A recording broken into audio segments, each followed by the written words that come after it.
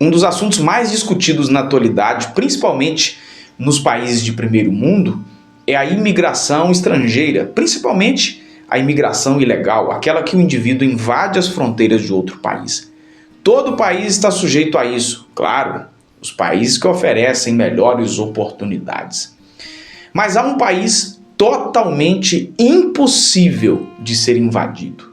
Apenas os seus cidadãos conseguem entrar. É o que Paulo disse em Filipenses capítulo 3, versículo 20.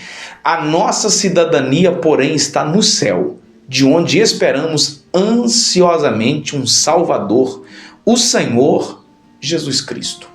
Ao longo dessa série, fizemos uma jornada conhecendo o ser humano, a mais perfeita obra da criação.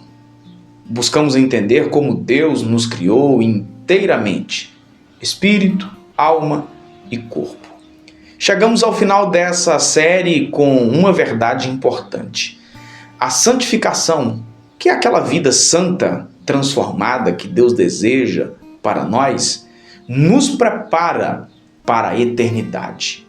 Quando vivemos alinhados com os propósitos de Deus, na verdade, estamos nos preparando por inteiro para estar diante de Cristo.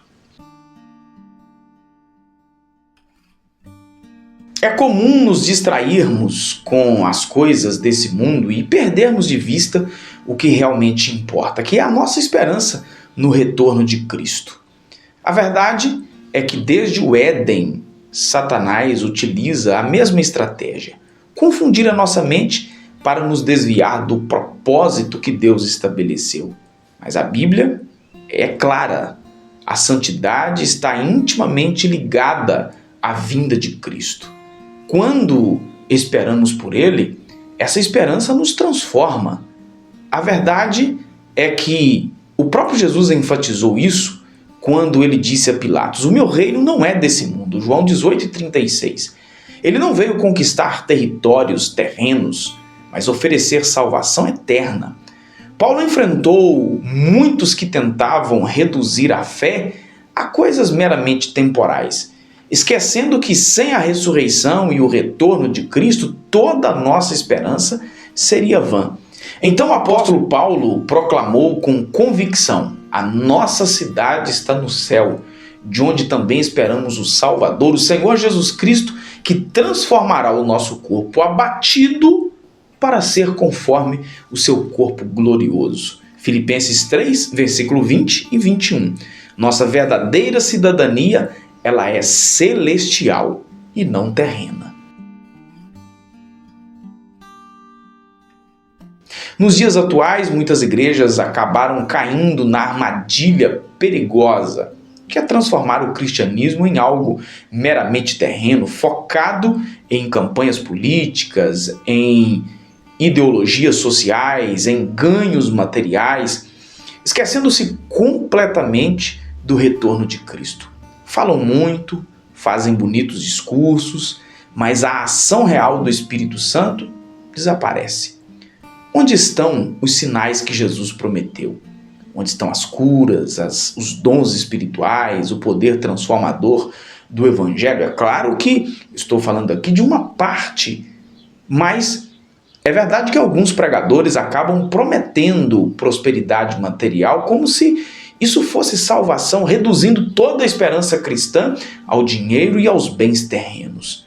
Outros enfatizam tanto a mudança dos sistemas humanos que negligenciam a mensagem essencial do Evangelho, que é o chamado ao arrependimento e a conversão que resultará na salvação eterna.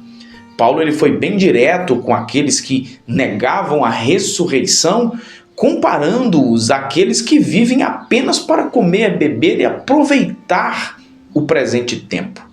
Precisamos recuperar aquela visão clara, antiga dos nossos pais. Jesus salva, cura, batiza com o Espírito Santo e em breve voltará. Quando perdemos essa esperança, perdemos também a força para viver uma vida verdadeiramente santa.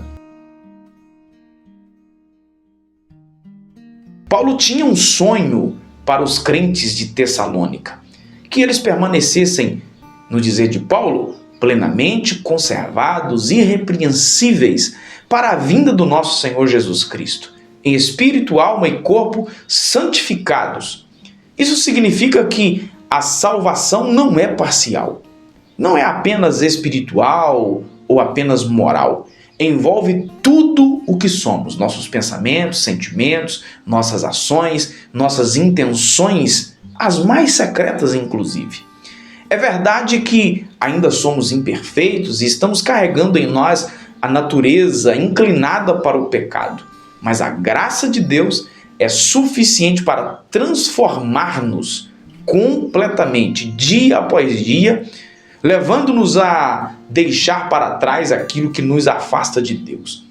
Quando cultivamos uma vida santificada, aguardando a nossa esperança e o nosso coração no Senhor, purificamos nossas intenções, disciplinamos nosso corpo e também controlamos a nossa mente. Isso, nós estamos, na verdade, nos preparando para encontrar com Jesus face a face. Cada escolha por seguir a Deus, cada recusa ao pecado, cada passo em direção à santidade nos aproxima daquele grande dia. Vivemos nesse mundo, mas ele não nos pertence. Somos apenas peregrinos de passagem, com os nossos olhos fixados na eternidade. Que cada dia possamos viver na dependência de Jesus, buscando ser purificados em todo o nosso ser e mantendo acesa aquela esperança bendita do retorno do Senhor Jesus. Maranata, Maranata, ora vem, Senhor Jesus. Que Deus te abençoe. Obrigado por estar aqui.